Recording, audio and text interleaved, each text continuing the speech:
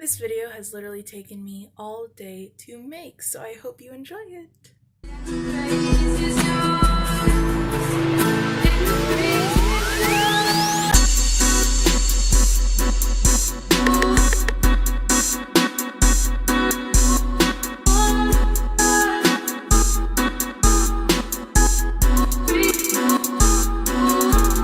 Welcome to my channel. Hey, Spartans for Christ, welcome back to the channel. If you're new here and you don't really know what this is about, well, we're just a bunch of teenagers seeking after Christ with all we have and trying to have a little bit of fun while we're at it.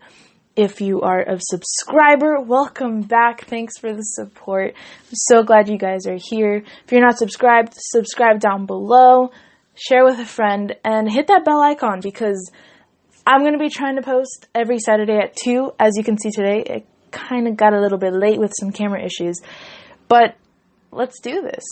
So with quarantine, we're all stuck in our houses. There's nothing really for us to do. So really the smart thing is to get done everything that we would have been getting done if we weren't so busy, right?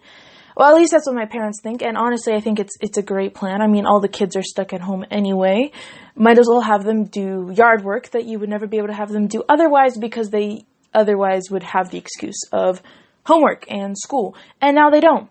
So my parents have been using this, and it's great. I think they're smart for doing it. I would probably do it if I was a parent, but I do complain just because I would rather be laying in my bed.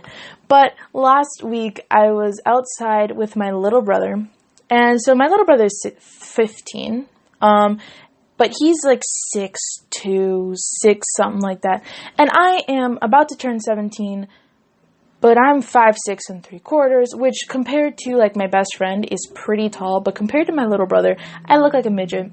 And if you are a sister with more than one brother or with only brothers, you understand the need to assert your dominance over your younger brother.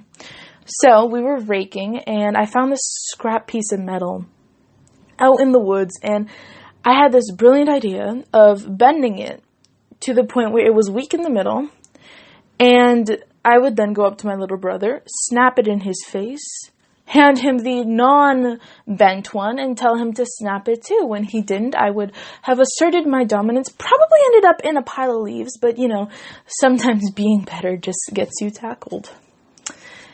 There was only one problem with this, and it was the fact that apparently this piece of metal had gone through gladiator school or something, because as I bent it, instead of getting easier to bend like normal, it actually got harder to bend, and my arm started hurting. So like a good citizen taking care of nature, I chucked it back into the woods and let nature deal with it and pretended like nothing ever happened. But it was in this moment that I feel like God really spoke to me about something. And the thing he pointed out to me was the fact that a lot of times we can be like that piece of metal.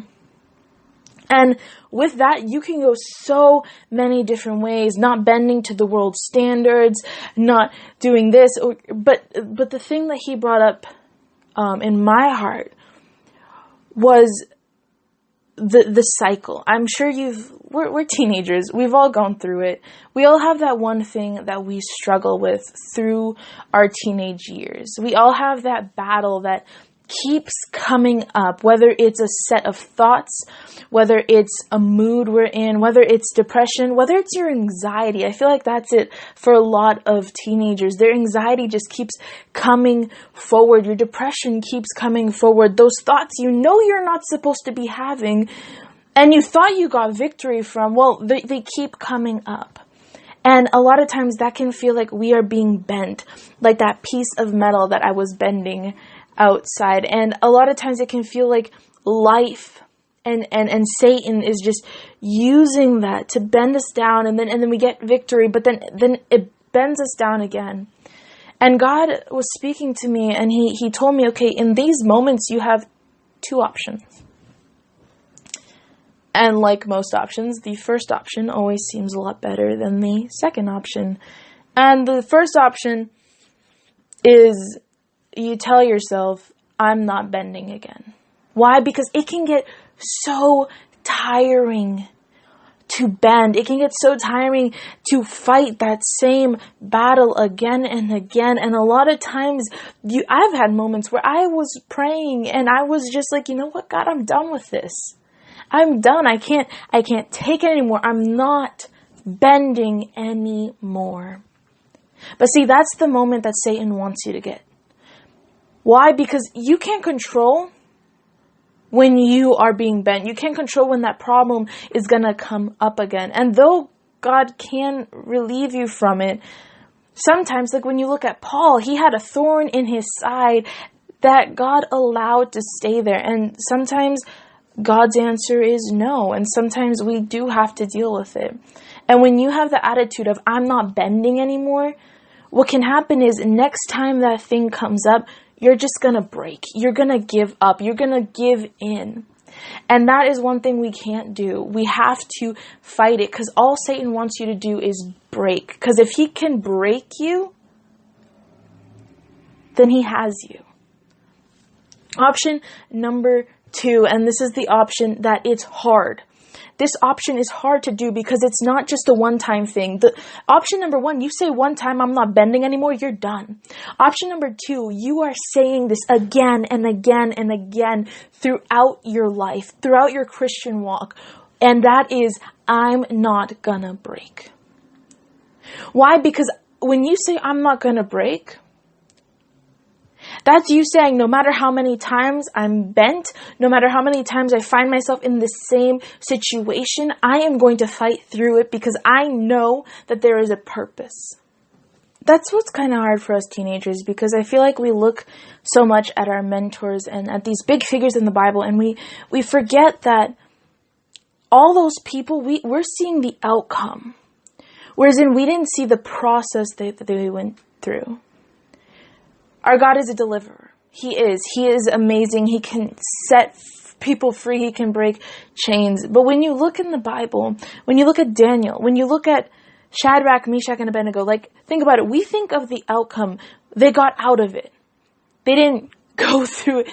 You know, they were out of it. They made it out. Well, yes, but realize that Daniel was in the lion's den, surrounded by lions, and he was still trusting that God had a plan. Before he even saw the angel, Shadrach, Meshach, and Abednego literally said, you know, we trust our God even if we burn in the flames. Like, they went into this like, we trust God, we know he has a plan, even if we don't make it. Having the attitude of, I'm not going to break, is also an attitude of, God, I know you're in this somehow. So I want to encourage you guys. I actually want to encourage you guys to read through Hebrews 11. It is the chapter of faith. And I want to also encourage you guys to look into the lives of each of the people that is listed in that chapter, because each of them are pillars of faith, and yet each of them went through cycles. Look at Samson. Okay, that guy had a lust problem. He was in a cycle, and guess what? He is shown as a pillar of faith. God used him for great things. So I want to encourage you, even though you're in this cycle, let's join together and tell Satan in his face that we are not going to bend. Not because of us, but because of Christ, because he is in us. So guys, I hope that this video spoke to you. If a friend you know is going through something, send this to them. And you know what? Reach out to them. Pray with them. Be there for them. In this world, we really need to be shining lights, even to those around us who we think are okay, who are also lights. We need to be in this together. So share with a friend, subscribe down below, give a thumbs up if you like the video, and comment down below on something you might be struggling with or on something you want to look at in these videos. Keep your eyes on Jesus and your heart close to him always. Peace out.